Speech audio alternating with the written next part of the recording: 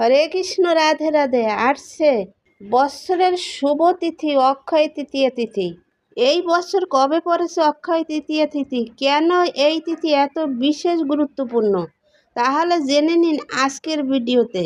হিন্দু ধর্ম অনুসারে বৎসরের প্রধান শুভ তিথিগুলির মধ্যে একটি হলো অক্ষয় তৃতীয়া তিথি।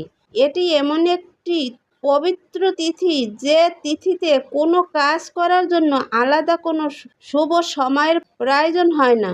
পুরাণ অনুযায়ী এই তিথিতে বহু গুরুত্বপূর্ণ শুভ ঘটনা ঘটেছে, যার জন্য বিশেষ গুরুত্বপূর্ণ এই অক্ষয় তৃতীয়া। এই দিনেই পাণ্ডবেরা পেয়েছিলেন ভগবানের কাছ থেকে অক্ষয় পাত্র, যার ফলে কখনো খাদ্যের অভাব বোধ করতে হবে না।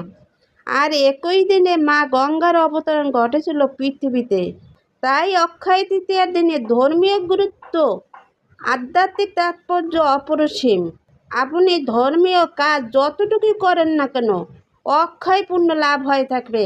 আর যদি পাপ কর্ম করে থাকেন তাহলে অক্ষয় পাপ হয়ে থাকবে। খুব সাবধানে কোনো পাপ কাজ করা যাবে না। এই দিনে বেশি বেশি হরিনাম, গীতা, ভাগবত পাঠ অধ্যয়ন করতে হবে, তাহলে অক্ষয় পুণ্য লাভ হয়ে থাকবে। এই বছর কবে পড়েছে অক্ষয় তৃতীয়া? পঞ্জিকা অনুসারে বৈশাখ মাসে শুক্লপক্ষের তৃতীয়া তিথি শুরু হবে 19শে এপ্রিল সকাল 10টা 49 মিনিট।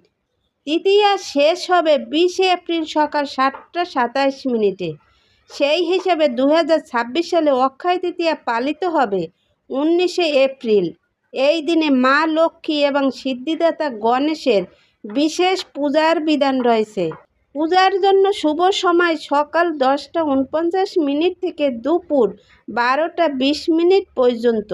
এই সময় পূজা করলে মা লক্ষ্মী অত্যন্ত তুষ্ট হন। অক্ষয় তৃতীয়ার সঙ্গে জড়িয়ে রয়েছে বহু প্রাচীন কাহিনী ও বিশ্বাস।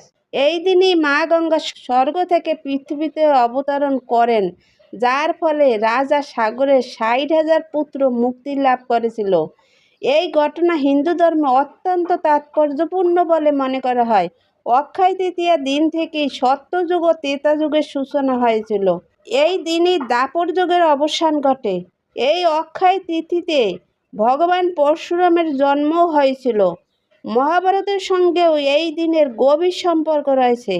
অক্ষয় তৃতীয়ার দিনই মহাভারতের যুদ্ধের সমাপ্তি ঘটে। এই দিন থেকেই মহাভারত গ্রন্থ রচনার সূচনা হয়। আবার পাণ্ডবদের বনবাসের সময় ভগবান কৃষ্ণ তাদের অক্ষয় পাত্র দান করেন। এই শুভ তিথিতে হিমালয়ের পবিত্র তীর্থস্থান বদ্রীনাথ মন্দিরের দরজা খুলে যায়। পুরীর জগন্নাথ মন্দিরে জগন্নাথের প্রস্তুতি শুরু হয়।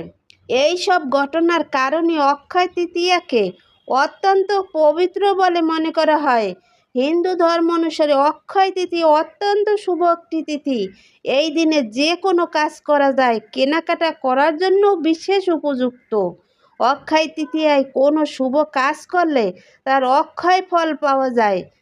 এই দিনে কিছু কেনাকাটা করলে মা লক্ষ্মীর আশীর্বাদ পাওয়া যায়। অক্ষয় তৃতীয়ার সারাটা দিনই অত্যন্ত শুভ।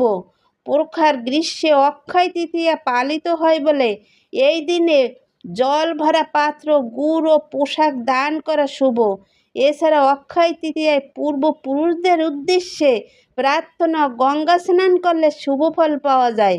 এই দিনে আপনি যা দান করবেন তার অক্ষয় ফল লাভ করা যায়। এই দিনে দান, ধ্যান, গঙ্গা স্নান ও পূজা প্রার্থনা করা উচিত। শাস্ত্র অনুসারে এই দিনে কোনো নতুন কাজ শুরু করলে সমৃদ্ধি লাভ হয়। পুরাণ অনুসারে অক্ষয় তৃতীয়া স্বর্গের নদী গঙ্গা মর্তে অবতরণ করেন। অক্ষয় তৃতীয়া থেকেই নূতন যুগের সূচনা হয়। সত্য ত্রেতা দ্বাপর যুগ অক্ষয় তৃতীয়া থেকে শুরু হয়েছিল।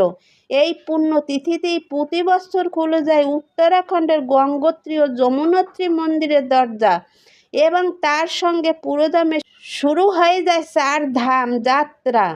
অক্ষয় তৃতীয়ায় পুজো করলে দীর্ঘজীবন, সুস্বাস্থ্য, সম্পদ ও সমৃদ্ধি লাভ করা যায়। যে বাড়িতে অক্ষয় তৃতীয়ায় পুজো করা হয় সেই বাড়িতে কখনো আর্থিক সংকট আসে না। ব্যবসার উন্নতির জন্য অক্ষয় তৃতীয়া পুজো করা খুবই ভালো। হরে কৃষ্ণ, রাধে রাধে।